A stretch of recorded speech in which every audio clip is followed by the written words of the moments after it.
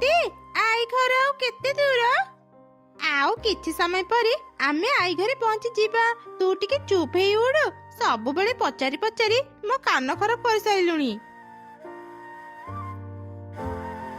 आरे पिला माने आउ झगड़ा करनी एई देख आमे तमा आई घरे पहुंची गले कोनी आउ मुनी अनेक दिन परे तांको आई घर को जाउथिले सेमाने बहुत खुशी थिले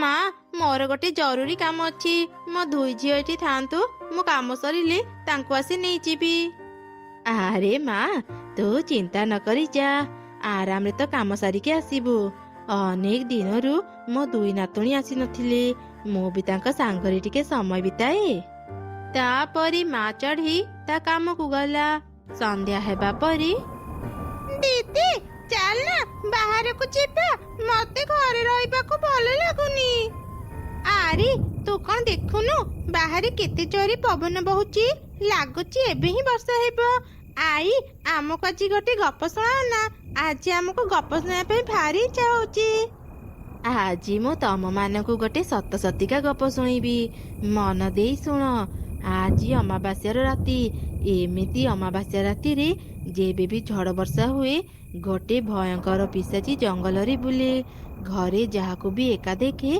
ताकू कबाट खोलिबाकू कहे जदि से कबाट खोली दिए पिशाची ताकू निज सांगरे नहीं जाए दीदी मते भारी डर लागुची अरे तू डरनी किछि हेबनी आम सांगरे आई अछंती हाँ आमे घर भितरे थिले पिशाची हमर किछि क्षति करि परिबनी अरे मोहम्मती को देखी लागुची किछि समय पर लिभि जीव गलु गेली माँ घर भितरु आउ दुईटा मोहम्मती नहीं आसीबु आई आउ घरे मोहम्मती नाही एई गोटिए थिला लाइन जीवा परे मु याकू जळै देली आजी पाग जेमिति करिची आजी आउ लाइन आसीबनी मिटू ता दुकान शीघ्र बंद करेनी वर्षा आसीबा आगरु मु जाए आउ दुईटा मोहम्मती नहीं आसे नहले राति अंधार रे तमे माने कष्ट पाइब हाय अंधार रे ना मते बहुत बेसी डर लागे किंतु आई आमको एकुटिया छाड़ी तुमे एबे दुकान को जाओनी आरे पिला माने भय करनी दुकान ही पाखरे मु गले आउ आसिले तमे माने भलरे कबाट लगेकी रुह जे भी डाकिले कबाट खोलिबनी मु जेते बेले आसीबी 3 थर कबाट बाड़ी डाकिबी तापरे जाई कबाट खोलिब मो कथा मने रखिब जमा भूलिबनी ठीक अछि आई हेले तुमे टिके शीघ्र आसीब तापरे पुड़ी चढ़ी दुकान को गला किछि समय परे हठात कबाटटी थरी बाजिला कोनी मोनी कबाट खोल मु वर्षा रे ओदा हे गलेनी दीदी दीदी आई आसी गले चल कबाट खोलिबा आरे रह कबाट खोलनी आई को कथा कोन तो भूली गलु आई कहिथिले कबाट को 3 थर बाड़ेबे आरे दीदी बाहर झड़ वर्षा हेउची आमे बदे सुनी पारी नथिबा चल ना कबाट खोलिबा आई ओदा हे गलेनी के जानी काहे कि मो मनटा भलो लागुनी तू टिके अपेक्षा कर आई आमे जो बिस्कुट और चॉकलेट कथा कहिथिलु सब आनिच ना हाँ हाँ मु सब आनिची कोनी मते भारी ठंडा लागिलानी शीघ्र कबाट खोल अरे मुन्नी चुप हे रह ये आम आई नुह आई आज जाए केबे भी मते ना धरी डाकी नाहंती सब बेले गेलीमा कहंती आउ आज आमे आई को चॉकलेट बिस्कुट कथा कहि नथिले ये निश्चय वर्षा राति रे बाहर थिबा से पिसाची ए पे कोन हेबो दीदी मते भारी डर लागुची इरे कोन हेला कबाट खोलु न काहे की देख मते तमे माने रगाओनी ना आमे कबाट खोलिबुनी आगो कहिलो आज दीपहर रे आमे कोन सांगरे भात खाइथिलु किछि समय बाहरु किछि भी शब्द सुभिलानी हठात सुनागला एते चालाकी मो सांगरे एते प्रश्न पचारुच तमे माने भलरे कबाट खोलिबनी तो मु तम कबाट भांगी देबी एबे को हेबा ए पिसाची त हम घर भांगी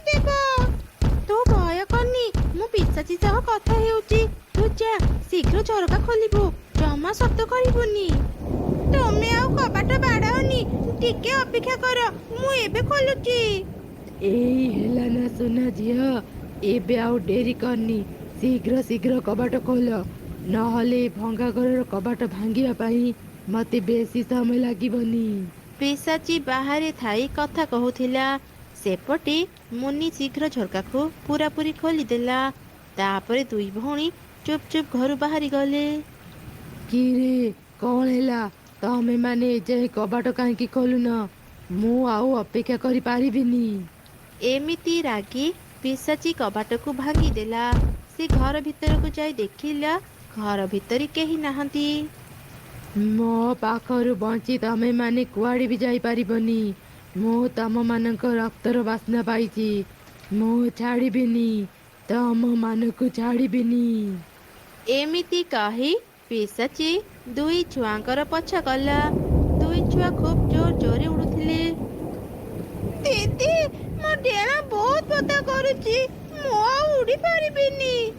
ଆଉ ଟିକେ କଷ୍ଟ କର ଭଉଣୀ, ଏଇ ଦେଖି ଆଗରେ ଜଣଙ୍କର ଘର ଦେଖା ଯାଉଛି, ଚାଲ ତାଙ୍କୁ ସାହାଯ୍ୟ ମାଗିବା। ଦୁଇ ଚଢ଼େଇ ଛୁଆ ଯୋଉ ଘରକୁ ଯାଇ କବାଟ ବାଡେଇଲେ, ସେ ଘରେ ଗୋଟେ ତାନ୍ତ୍ରିକ ଚଢ଼େଇ ରହୁଥିଲା। ଦୁଇ ଛୁଆଙ୍କର ଏପରି ଅବସ୍ଥା ଦେଖି ସେ ତାଙ୍କୁ ଘର ଭିତରକୁ ନେଇଗଲା। ଦୁଇ ଛୁଆ ତାକୁ ସବୁ ଘଟଣା କହିଲେ। ମୋ ଘର ଭିତରକୁ ପିଶାଚି କେବେ ବି ଆସିପାରିବନି। ପିଲାମାନେ, ତମ ମାନଙ୍କର ଭାଗ୍ୟ ଭଲ, ଆଜି ନିଜ ବୁଦ୍ଧି ଆଉ ସାହସ ପାଇଁ ତମେ ମାନେ ବଞ୍ଚିଗଲ। ଅନେକ ଦିନରୁ ଏ ପିଶାଚି ଶାନ୍ତ ଥିଲା। ଆଜି ଅମାବାସ୍ୟାର ରାତି, ତା ଉପରେ ପୁଣି ଝଡ଼ ବର୍ଷା ହେଉଛି। ନିଶ୍ଚୟ ପିଶାଚି ତା ଶକ୍ତିକୁ ଦ୍ୱିଗୁଣା କରିବା ପାଇଁ ଶିକାର ଖୋଜୁଛି। ଏବେ ତାହେଲେ ଆମେ କଣ କରିବୁ? ଆମେ ଘରକୁ କେମିତି ଯିବୁ? ଆଉ ଆଈ ଆମକୁ ନିଶ୍ଚୟ ଖୋଜୁଥିବେ। ଚିନ୍ତା କରନି, ସେ ପିଶାଚି ଛୋଟ ଛୁଆଙ୍କୁ ଖୋଜୁଛି। ସେ ତମ ଆଈର କିଛି କ୍ଷତି କରିବନି। ଥରେ ଜଣେ ପରୀ ମୋ ଉପରେ ଖୁସି ହେଇ ମତେ ଗୋଟେ ଚକୋଲେଟ ଘର ଦେଇଥିଲା। କହିଥିଲା ବିପଦ ସମୟରେ ଏଇ ଚକୋଲେଟ ଘର କାମରେ ଆସିବ। ଆଜି ସେ ଦିନ ଆସିଯାଇଛି। କୁନି, ତୁ ଯଦି ମତେ ସାହାଯ୍ୟ କରିବୁ, ତାହେଲେ ଆମେ ସେ ପିଶାଚିକୁ ଆଜି ଉଚିତ ଶିକ୍ଷା ଦେଇପାରିବା। ନା ନା, ମୋ ଦିଦି କିଛି କରିପାରିବନି। ମତେ ଭାରି ଡର ଲାଗୁଛି ଦିଦି, ତୁ ମତେ ଛାଡି ଯାନି। ଆରେ ମୁନି, ଜମା ଚିନ୍ତା କରନି। ଆଜି ଯଦି ଆମେ ସେ ପିଶାଚିକୁ ଛାଡିଦେବା, ସେ କାଲି ଆଉ କୋଉ ଛୁଆର କ୍ଷତି କରିପାରେ। ସେ ପିଶାଚିକୁ ଶାସ୍ତି ଦେବା ପାଇଁ ଆପଣ ଯାହା ବି କହିବେ ମୁଁ ସବୁ କରିବି। ତେବେ ଠିକ ଅଛି, ମୁଁ ଏ ଚକୋଲେଟ ଘରକୁ ଆମ ଜଙ୍ଗଲରେ ଥିବା ବଡ଼ ବରଗଛ ପାଖରେ ରଖିଦେଉଛି। ମୁଁ ଯାହା କହୁଛି ତୁ ସେସବୁ ପିଶାଚିକୁ କହି ଚକୋଲେଟ ଘର ପାଖକୁ ନେଇ ଆସେ। ଏମିତି ଯୋଜନା ବନେଇ ତାନ୍ତ୍ରିକ ଚଢ଼େଇ ମୁନିକୁ ଧରି ବଡ଼ ବରଗଛ ପାଖକୁ ଗଲା, ଆଉ ଯାଦୁରେ ଚକୋଲେଟ ଘରକୁ ବଡ଼ କରିଦେଲା। ସେପଟେ କୁନି ଚଢ଼େଇ ନିଜ ଆଈ ଘରକୁ ଯାଉଥିଲା। ତାକୁ ଏକା ଦେଖି ପିଶାଚି ତା ପାଖକୁ ଆସିଲା। କିରେ, ତୁ କଣ ଭାବୁଥିଲୁ? ତୁ ଲୁଚି ଲୁଚି ଘରକୁ ଚାଲିଯିବୁ, ମୁଁ ଜାଣିପାରିବିନି? ଏବେ ଧରା ପଡ଼ିଲୁ। ମୁଁ ତତେ ଏବେ ମୋ ସାଙ୍ଗରେ ନେଇଯିବି। ପିଶାଚି, ମୁଁ ଜାଣିଗଲି, ମୁଁ ଏବେ ଆଉ ରକ୍ଷା ପାଇବିନି। ମତେ ତୁମ ସାଙ୍ଗରେ ନେବା ପୂର୍ବରୁ ମୋର ଗୋଟେ ଶେଷ ଇଚ୍ଛା ପୂରା କରିଦିଅ।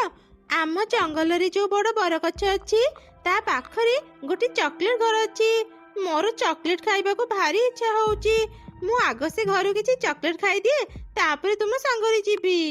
ଆଚ୍ଛା ଆଚ୍ଛା, ଠିକ ଅଛି, ମୁଁ ତ ଶେଷ ଇଚ୍ଛା ପୂରା କରିଦେବି। ଚାଲ ସେ ଚକୋଲେଟ ଘରକୁ ଯିବା। ତାପରେ କୁନି ଆଉ ପିଶାଚି ସେ ଚକୋଲେଟ ଘର ପାଖରେ ପହଞ୍ଚିଲେ।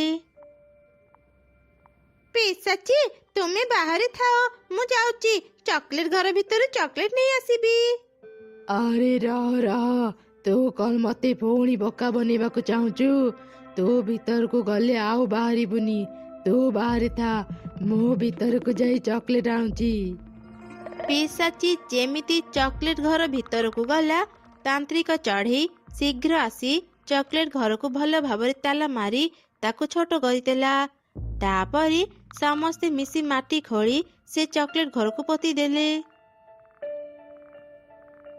ଏବେ ପିଶାଚି ଆଉ କାହାର ବି କ୍ଷତି କରିପାରିବନି।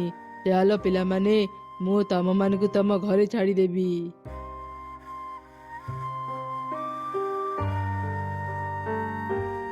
ଆରେ ପିଲାମାନେ, ତମେ ମାନେ ଠିକ ଅଛ ତ? ମୁଁ ସାରା ଜଙ୍ଗଲରେ ତମ ମାନଙ୍କୁ ଖୋଜୁଥିଲି। ଦୁଇ ଛୁଆ ତାଙ୍କ ଆଈକୁ ସବୁ ଘଟଣା କହିଲେ। ତାନ୍ତ୍ରିକ ବାବା, ତୁମକୁ ଅନେକ ଅନେକ ଧନ୍ୟବାଦ। ଆଜି ତୁମ ପାଇଁ ମୋ ଦୁଇ ନାତୁଣୀ ରକ୍ଷା ପାଇଗଲେ। ଏ ଦୁଇ ଛୁଆ ବହୁତ ସାହସୀ ଆଉ ବୁଦ୍ଧିମାନ। ସେମାନଙ୍କ ପାଇଁ ହିଁ ମୁଁ ଆଜି ପିଶାଚୀକୁ ଧରି ପାରିଲି। ଏବେ ଆଉ ନ ଡରି ଘରକୁ ଯାଅ। ଆଜି ପରଠୁ ଆଉ କାହାର ବି କିଛି କ୍ଷତି ହେବନି।